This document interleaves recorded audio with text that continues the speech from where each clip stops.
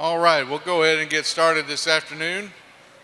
Welcome everyone to the Dairy Forage Seminar Series, the last of this year's World Dairy Expo seminars. We certainly have had a great run of it this year, and we appreciate everyone coming out and visiting with us during these seminars.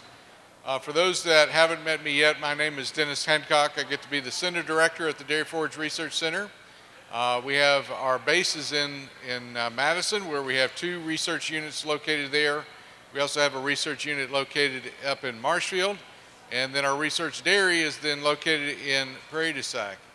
And one of our fantastic young scientists is here today to talk about some of her work with precision nutrition and the Precision Animal Nutrition Program. So without further ado, I'll turn it over to Dr. Lizzie French. Come ahead. I think the mic is on. Hello. Oh. Good afternoon, everyone, and thank you for attending the seminar.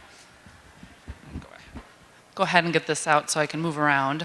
So today I'm going to be going over a few studies that have been conducted in relation to precision milking management and looking at how these may be impacting animals in early lactation, and also some potential positive productive outcomes from some of the precision milking management practices that can occur on automatic milking system farms. And so really, we'll first start out with what is precision milking management within automatic milking systems, and then go into some studies looking at early lactation implications, as well as mid-lactation implications around milking settings on AMS farms. And as probably most of you are aware in the room, it seems that AMS systems are exponentially increasing worldwide. And looking at the first conventional AMS being installed in 1992, and now we already have over 35,000 units and increasing. And so with that, one of the really unique opportunities within AMS systems is to make precision milking management decisions for your animals. And that's driven by where those animals are at as stage of lactation, based on the parity of those animals, so if they're in their first, second, and we're even getting to the point where we can fine-tune based on third and greater lactation. And within those precision milking management settings, we set them based on the expected milk yield when we want those animals to visit the AMS, as well as based on the targeted number of visits that we want them to achieve. So again, based on the amount of time that that animal can visit. And sometimes in later lactation, we may want to base that more on yield to, again, attract that animal that really has milk and the milking capacity to have an efficient milking. But in early lactation, there may be benefits to increasing that milking frequency. And we already know that precision milking management has impacts on milk yield, and that's related to robot efficiency. So I've highlighted here some areas where we've seen impacts on milk yield. So as expected, the number of milking visits, as they increase, milk yield potential increases. The number of refused visits, or when that animal has a rejected milking and it's not yet her time to have access to the robot, that decreases our milking expected milking. If we have a failed visit, or where that animal, or an incomplete milking, so that animal milks 50% or less of her expected milk yield, that can also cause a reduction in average milk yield per cow per day. And as expected, in some cases, I'll take this with some of a grain of salt. When we increase the amount of concentrate fed in the AMS, that also has been associated with increased milk yield per cow per day. But I take that with a grain of salt, because I think there's also research that if we push too hard through the AMS, we can also reduce our partial mixed ration intake, which again, keep in mind that's the basis of our forages and whatnot. So we want to increase the intake of forages as much as possible. And as we look across, again, kind of going back to the look, starting with the settings and how this makes a difference, or precision milking management can directly impact how we manage the stages of lactation. And so on the blue line, we have our first parity animal, our second parity in the green, and then third and greater in the red, demonstrating we have different potential milk yield, different persistency as those animals progress in their lactation, And so within that, as we think of our AMS systems, we really have an opportunity to target a certain number of milkings across lactation, moving from over 3.5 milkings to potentially just 2 milkings as that animal progresses in her lactation. And so as we evaluate our farms, we need to be thinking about how is this impacting our energy-corrected milk within the AMS. And while we may not be diving specifically into changing precision nutrition practices, that research is ongoing, we do know that there's improved potential for sustainability by precision feeding. So again, feeding the right cows, the right nutrients at the right time. And again, economically speaking, that's the greatest income over feed cost potential, feeding those animals at the right stage based on their stage of life. So with that, I'm going to get into the first study looking at the impacts of early lactation milking frequency on an AMS system and cow performance. And this study has been published as of the last 2 months. So again, if you want to get more details on that, please look it up in the manuscript, or the journal Animals, to get more details. We know, based on previous work, and this has been done predominantly with conventional milking systems or parlor systems, that increasing our milkings from 2 to 3 and greater per day increases our milk yield and energy-corrected milk. And so the idea here is that if we increase our milkings in early lactation, how will that translate throughout the rest of lactation? And again, on conventional systems, it's indicated that there is a positive balance with carryover effects on milk yield potential, but less has been known on modern AMS farms and what the impact might be on animal health. And so as we think about the opportunity to milk animals more frequently in early lactation, we also need to keep in mind that there's a potential for negative energy responses. So as that animal comes into lactation and the demand of energy increases, she's going to start mobilizing body fat. And ideally, that goes into the TCA cycle for energy for that animal. However, there can be situations where we're not fully oxidated, and we have incomplete oxidation, and we get ketone production. So that's why we're looking at our beta-hydroxybutyrate and other ketone bodies.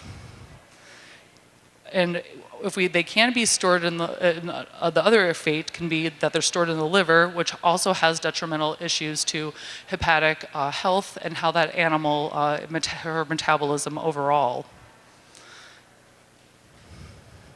So the next question is, based on, well, we know that there's an impact on increased milk production with increasing milking frequency. What are some indicators on the metabolic and what are the metabolic and enzymatic indicators of liver health of these animals? And so some of those, again, we look at beta-hydroxybutyrate, glucose, and NEFA. We can look at our lipoprotein metabolism, such as cholesterol. Some other unique enzymes related to liver damage, including alanine transaminase and aspartate transaminase, so amino acids. And then we also know that magnesium can be an indicator of liver health as well. And the reason I bring this up is within this study, we were able to look at not only the different metabolites that we typically look at, we dove into these ones, alanine transaminase, or ALT, and aspartate transaminase. And so these are frequently used in human health as indicator of liver disease, specifically non-alcoholic liver disease. So in some ways, there can be application across to dairy animals as well. So that was some background just to understand, because those two enzymes are not as commonly looked at within dairy animals. But that led into our hypothesis that AMS cows with greater milkings per day during early lactation will have greater milk production. However, they'll also have greater risk for metabolic illness. And so our objective was to evaluate the impact of milkings per day on milk production, composition, and blood biomarkers associated with metabolic illness. The other area we also looked at were rumen fermentation of these animals. So to demonstrate how the study was set up, there were 2 fetching schedules, 3 times a day and 6 times a day. And this was implemented between 4 and 29 days in milk. One important note is that we only used 2nd and 3rd and greater parity animals because we wanted these animals already trained to the AMS system. And so our fetching schedule was set based on that time. And during that time as well, we took a variety of samples, production data obviously from the AMS, as well as composition of that milk throughout the time. We also looked at milk individual fatty acids by gas chromatography. And then we took blood samples at 3, 8, and 13 days in milk to evaluate what the blood metabolites were doing during that time. At 3, 13, and 23 days, we also looked at the impact of on rumen fermentation kinetics by esophageal pumping these animals at 2 hours after they had been fed. And after that 29 days in milk, we followed them until 90 days in milk, what we call the carryover phase. Well, I can tell you that it's pretty tough to achieve 6 time milkings per day. And while we did have a significant treatment effect, we were not able to achieve over 5 milkings. So we had 3 milkings like we expected for 3X. We only had 5 milkings for those 6X cows. And that was based a lot on the permission settings. It was difficult to find, or I guess open them up, so to speak, as far as reducing the yield and reducing the time until that animal was allowed to even achieve our 6X milking. Now, what's interesting is during the carryover phase until 90 days in milk, there was no treatment effect. Both groups milked around that 3.65 on average during that time. So again, we saw the difference in that first 29 days, and we had a similar milkings after that point until 90 days in milk. And as we look between to line you up here, this is the total eating minutes recorded by the NEDAP collars that the animals at the UW Platteville farm wear. And this was recorded in minutes per day. And so looking between the two, whether the two different groups, both during the experimental as well as the carryover phase, the animals in third and greater parity that were milked 6 times a day ate less during the experimental time frame and also during the carryover effect. Now, some of this could be due to differences in animal sizes of their mouth, different fluid kinetics. So this doesn't necessarily equate because as far as like that animal had lower intake, but it's interesting to note that that was a consistent reduction in total eating times in the experimental and carryover phases. What was also interesting is that the animals that were fetched in the 6X category actually had 24 more minutes ruminating.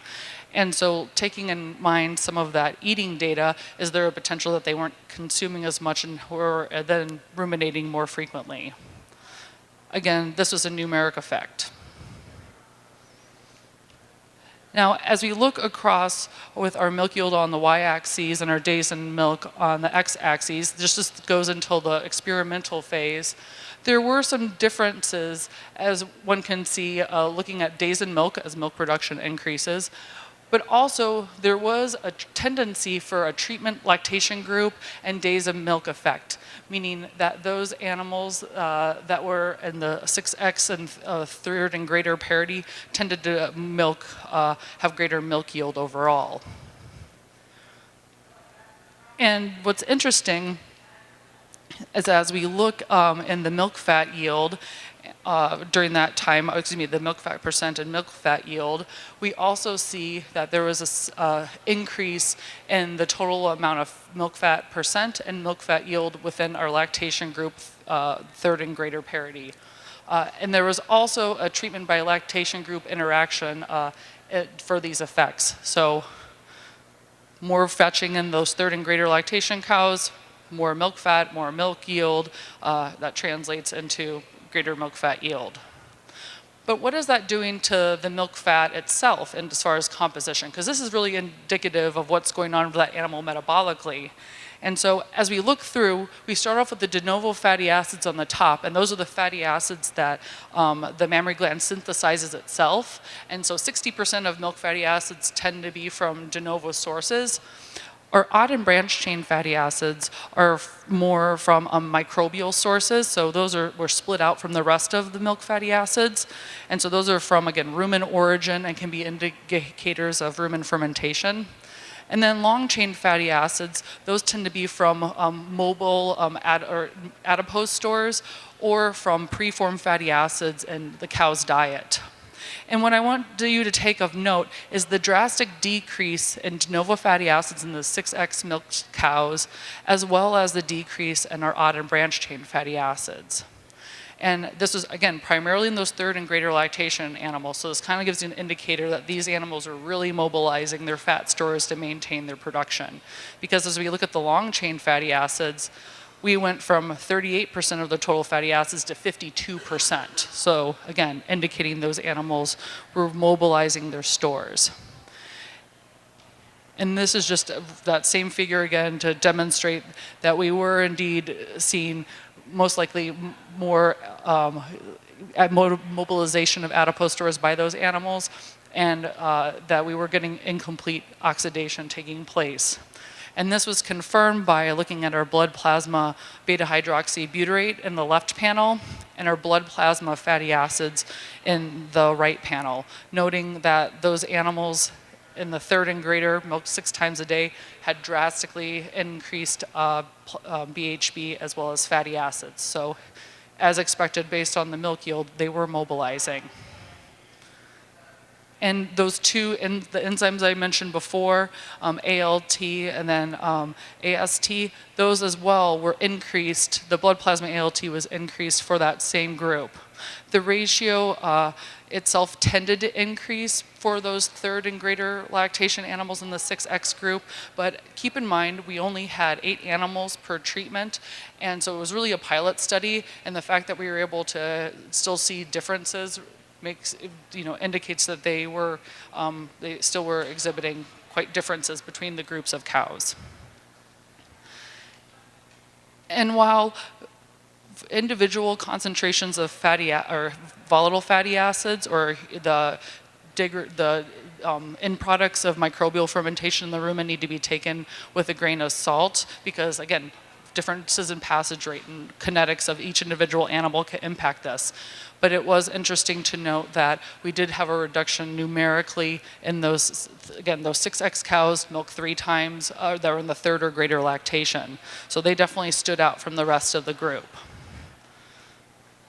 Our rumen butyrate proportion was also elevated in those animals, was reduced compared to the other groups in those animals and higher on the other ones, indicating that there was potentially greater uptake of butyric acid, which is converted to beta-hydroxybutyrate. So some interesting things going on there. And then looking at the rumen ammonia concentration, it follows what we saw with total volatile fatty acids. It was also lowest in that same group of animals. Now, what's interesting, looking at the milk yield and its carryover effect, there was a significant increase by an average of 10 kilograms of milk per day for those animals. So again, the average from 30 to 90 days in milk resulted in approximately 10 kilograms more milk in those animals in the third and greater parity that were milked 5 times a day in this case. And so with that, we do know that there are differences when you implement 3 versus 6X treatments as far as milking permission settings. So we achieved our goal of adjusting milking or total milkings within groups. But in the carryover phase, both groups were similar. Most of our treatment effects were parity dependent, and some of the takeaways and further exploration demonstrate that fetching to reach 4 greater milkings will limit intake potentially if a nutritional program is not altered to improve that metabolic status. So again, if we know that they're going to be milking more frequently, why not choose certain nutrients which may improve their metabolism and health overall when they're visiting the AMS? And it seems that there may be benefit to increasing milkings in those third and greater parity animals. However, at the second parity, there may not be as much of a benefit. And there's definitely some interesting, more exploration that needs to be to decipher of what is happening with the mammary gland and communication during this time. Looking at the individual fatty acids, there's definitely indication that perhaps butyrate was spared from being utilized by the mammary gland to improve the overall energy status. So those animals, instead of using beta-hydroxybutyrate for fatty acid production, we're using it for general energy and maintenance of that animal and milk production. So we know that early lactation milking frequency makes an impact. But now the next question is, what is the impact of those animals in mid-lactation when we change their milking permission settings? So in this case, we're going from allowing more milking visits and decreasing down to less milking visits. And this work was done in collaboration with Clemson University, and this is where we looked at the impact of parity on cow stress, behavior, and production at a farm with guided traffic automatic milking system. And in this case, we're looking at a similar idea where we're trying to manage the stage of lactation.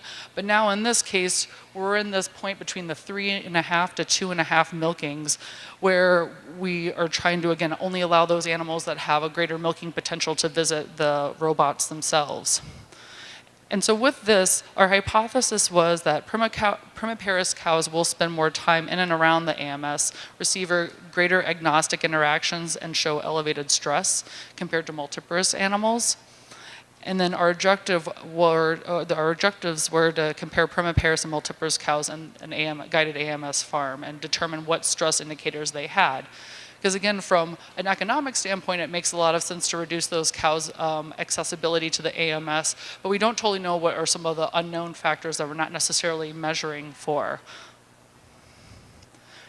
And so in this design, we utilized 24 Holsteins that were co-housed. There were 12 primiparous and 12 multiparous. And there were also jerseys, 24 jerseys that we evaluated. Now the jerseys were in a separate pen and are not included in this analysis. And I can guarantee that they probably exhibited a little bit different behavior than the Holsteins, just watching them in barns as a whole.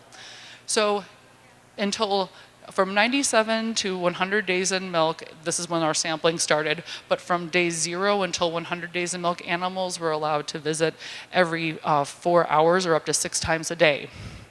And then after 100 days in milk, one group was still allowed to visit that 6 times a day, but the other group was only allowed to visit 4 times a day. And so we evaluated the short-term impacts the 3 days following after that change to see what initial impact did it have on animal behavior.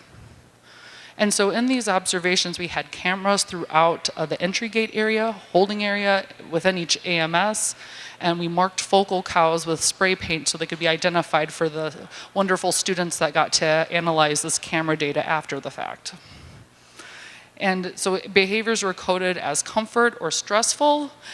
And to go a little bit more, within the handouts, you have more detailed explanation of what the behaviors were, but for the sake of presenting this, I broke it down a little bit more simplistically. So we had our AMS approach, or what is the time that animal takes to visit the AMS, the displacement reactor versus actor. In the case of the reactor, that cow was being physically moved away from, moving away from another cow who was the actor and initiating the displacement. So we've seen this where the cow comes in and butts the cow ahead of her. So that cow doing the butting is the actor, and the cow that gets out of the way so she can get into the AMS is the reactor. A cow standing idle is truly just that, a cow standing idle, whether she's waiting to be milked, she's waiting outside the AMS system, or when she's exiting. And these pens were, again, commingled where they had to enter and exit in the same area. So some of the time could be related. And we know with improved barn management design that having a single entry point and a single exit point so we don't have commingling is the best way to improve efficiency if possible. The exploration, licking, and sniffing, that was making those animals obviously making contact with equipment and then swishing their tail. The focal cows also had heart monitors placed on them to evaluate stress responses. And so now we're going to get into the results. And so this top table here breaks down the primiparous and multiparous. So this is looking across the entire time frame of the sample collection. And what I want you to draw your attention to is that in general, milking frequencies were lower than would be expected and ideal for these days in milk, but we did see differences on top of that between primiparous and multiparous, where we were losing approximately 0.3 milkings per animal per day. And that was only a tendency. And then, as expected, our milk yield was also lower in those animals. Now, when we take a step and compared now the control animals, so the animals that were allowed to milk 6 times a day through versus those animals that were switched to 4 times a day milking, and this is comparing immediately those 3 days after the change was made or not made. What was interesting was the difference in how those animals spent their time. So you can see on the graph here that we almost saw a little over almost 100 minutes less lying time in total for those animals that had their milking permissions changed. So what does that mean for that animal as far as feed efficiency, energetic metabolism, if we know that she's spending 100 minutes less time lying overall, and that was irregardless of parity. What was also interesting was that tended to be during the daytime when those animals spent less time lying down. So more to be elucidated on what exactly that means. Now, this graph I realize is a little bit tough to see from the back, but hopefully by highlighting this, we can identify the areas to draw your attention to. And really what I want you to take away from this is that those primiparous animals just take more time standing around, waiting, and particularly as expected when they're intermingled with greater or multiparous animals. So this really, I think, demonstrates the need for being able to separate those animals or have better evaluation of identifying the right animal at the right time. And so this is, again, the time just waiting in the commitment pen by over 40 minutes longer for those animals. They took longer to enter into the commitment pen, and then just noticing that they spent 20 minutes more time just idling. And then even to exit the robot themselves, the primiparous animals took almost 20 seconds more. And what's interesting is when you do the math on how long it took them to exit, if you broke it down by, say, 33% animals and 100, say 33% of your animals are first lactation in a 100 cow herd, this would equate to about 10 minutes of milking time. You know, in some farms, you could get 2 more milkings from that if you improve just the flow out of the robot. And one of the main areas that stood out, going back to that need for separating the primiparous and multiparous, was the amount of time that those animals were displaced. And who was doing the displacing or budding those cows? The older cows, as we would expect. It'd be interesting to see the displacements in these animals, the primiparous, and if it was other primiparous cows. But we definitely know that those multiparous animals are disrupting some of the flow. And although I'm not showing it on this screen, those cows, the multiparous cows that were in the treatment group, so they were reduced from 6 to 4x milking, they displaced those animals even more so. So you could just tell that they were upset and agitated. They swished their tail more and showed signs of stress and annoyance, most likely. And when we looked at the heart rate data, just to break this down, this root mean square of successful beat-to-beat differences, something I'm not as familiar with, but I learned a lot about. And that's related to the vagal tone and heart rate.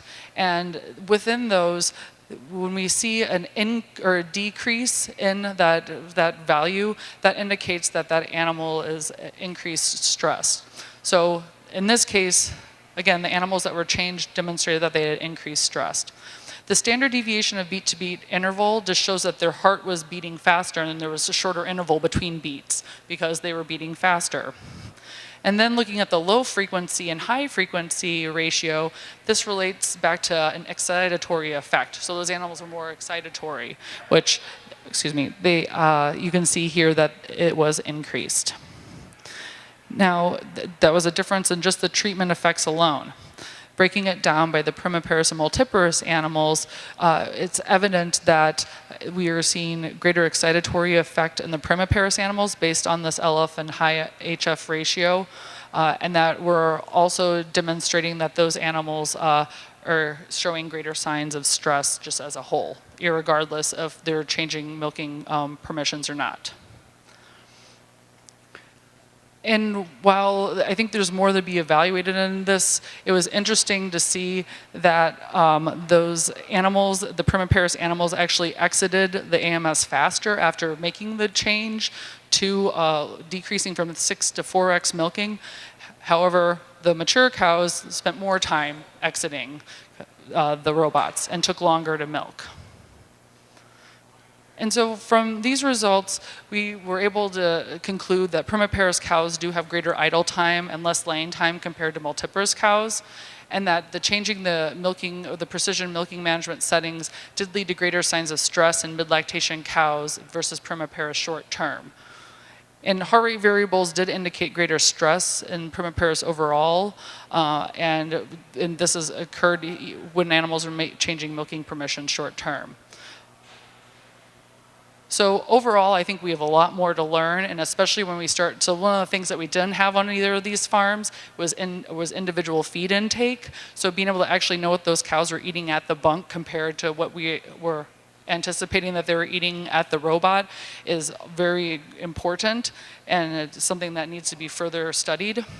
However, we can say that increasing the milking frequency, while it does have benefits in the multiparous cows, third and greater parity, we also need to remember that we have signs of metabolic stress when we increase that milking, and we need to make sure we're compensating nutritionally to make sure those animals are getting the right feed at the right time to maintain their production. And obviously, even with having the same feed tables for those animals, they still were able to increase 10 kilograms per cow per day with that change. And while and now there's much more to learn on feed tables and starting up and how we can better improve our nutrition on an AMS system.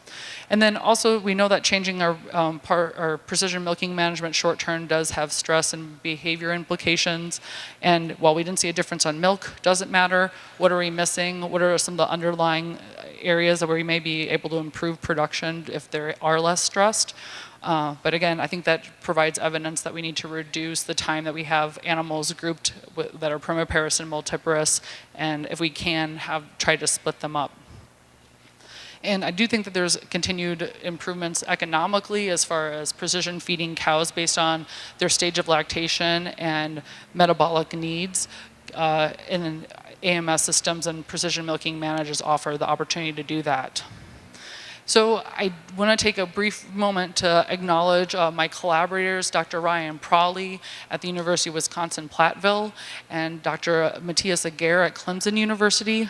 I also want to acknowledge Michelle Schwab, my lab manager, for all of her amazing work, McKenna Brunning, ORISE fellow in my lab, Owen Natowski, who was a previous lab assistant, and Aaron Kamen, who was the master's student who did the Platteville study and is now an ORISE fellow in my lab. And although they were not directly involved in this work, I have two other lab assistants, Kiana and Lily, who are instrumental in a lot of other work that's ongoing in the lab. And of course, the DFRC farm staff and management, it wouldn't happen without them, and all the other collaborators at DFRC that I'm grateful to work with. So with that, I thank you for your attention and would love to take any questions you might have. All right, thank you very much, Lizzie. Do we have any questions from the audience? If you do, I do need to hand the microphone to you so we can get it recorded on the YouTube. Any questions? Surely there's a question or two. Here we go.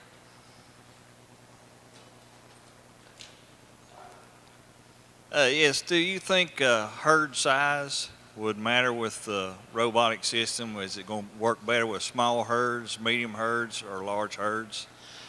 I think there's potential across all herd sizes. I mean, it goes back to, again, what are some of your management goals, feed inventories. But as I look forward, I mean, and I'd see even beyond AMS farms being applicable across all farm sizes, I think just even introducing some of like milking through the parlor, well, I know that's old school and not necessarily applied. I think there's application moving forward. So, particularly as we look at improving our economics and our income over feed cost, being able to truly separate the most expensive part of our diet, that the rumen undegradable protein and other specialized fats, we can feed those specifically through the AMS where some of the animals don't need to have access to that. So in the ability to be able to group them separately. There's also advantages that way within AMS systems. I do think that ideally we know that if you do have a larger facility, having 2 or greater AMS or per pen helps. But there are farms that obviously have 3 AMS or more. I think there's opportunity for batch robotic milking as well. I mean, we have to take in mind our time considerations, but I think that this precision nutrition, it's not like the concentrate component feeding of the 80s. It's a lot more honed in where we can really provide the right nutrition. And there are farms that range from 60, 40 cows upwards of 3,000 cows utilizing AMS. So that was a really long answer, but hopefully I answered your question. Other questions?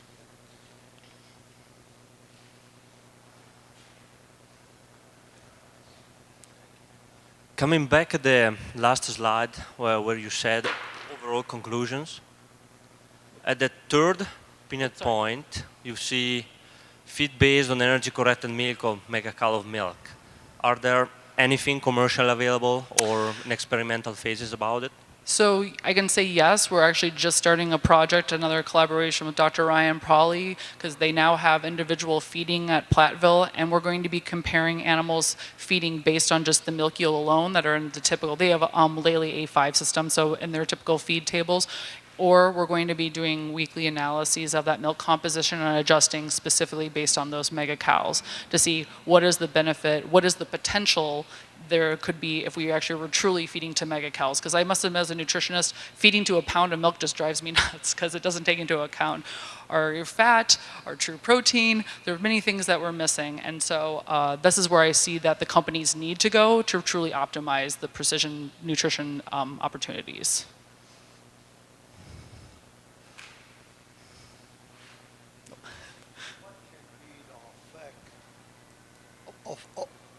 What can be the effect of fetching cows that don't go in by themselves? Well, I think that we probably exacerbated maybe some stress effects by trying to get those cows to go so frequently, and I know that we interrupted other cows' normal routine. So that's a great point that you bring up in the Platteville study in early lactation frequency. We were physically fetching those animals. Now, I think those animals need to be brought to our attention sooner. Default settings allow you to see those animals when they're 12 hours overdue. Fresh cows or early lactation cows, it really should be within 8 hours we're being notified, so we can at least get that 3x milking.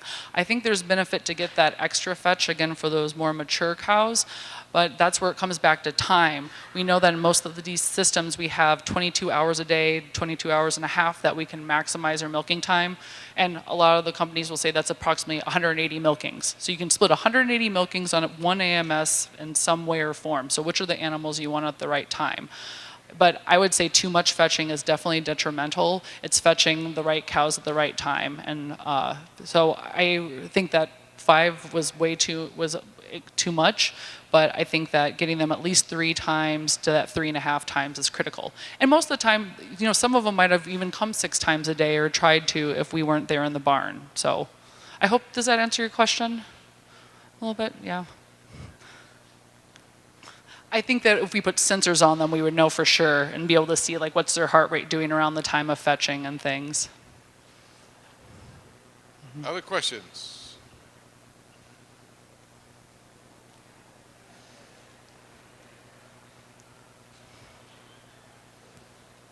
Do you think with different breeds, do you think one breed would do better with AMS, just their natural characteristics? One might be a little more hyper than other breeds?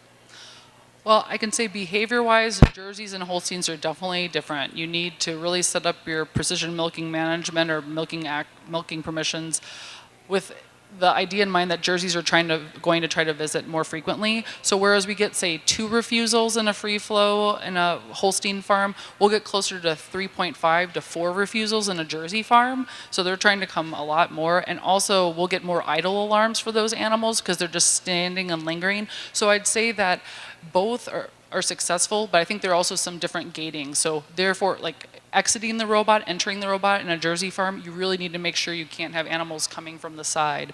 And so that's where you have the opportunity for like saloon gates to give, you know, where those animals are protected leading up to the robot and another animal can't bump in. And then also exiting, allowing at least an animal length to exit, or before an animal can interact with the animal that's exiting the robot, just to make things smoother. I mean, but with each system, I would say that you have they work across breeds, and even I've worked with brown Swiss herds, and they also they visit frequently as well. I would say again they tend to idle a little bit more like the Jerseys, but they still have adequate milking frequency and can reach production potentials. And there's also some Guernsey herds over on the west coast, and they also have great success with AMS. So I that was again another long answer to your question, but I think they work across breeds. Very good diplomatic answer here at World Dairy Expo. It's like all federal employees, we can't talk about politics or religion, and around the World Dairy Expo, we don't talk about breed differences. So a good discussion there. Other questions? Well, for those of you that I was passing the mic to, I apologize for giving you an electric shock. For whatever reason, there's a lot of static electricity in here this year, but I appreciate the great questions.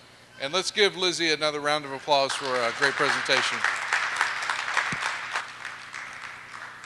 I'm sure Lizzie will be around for a little while if you have additional questions. And with that, we thank you for attending. Come back next year.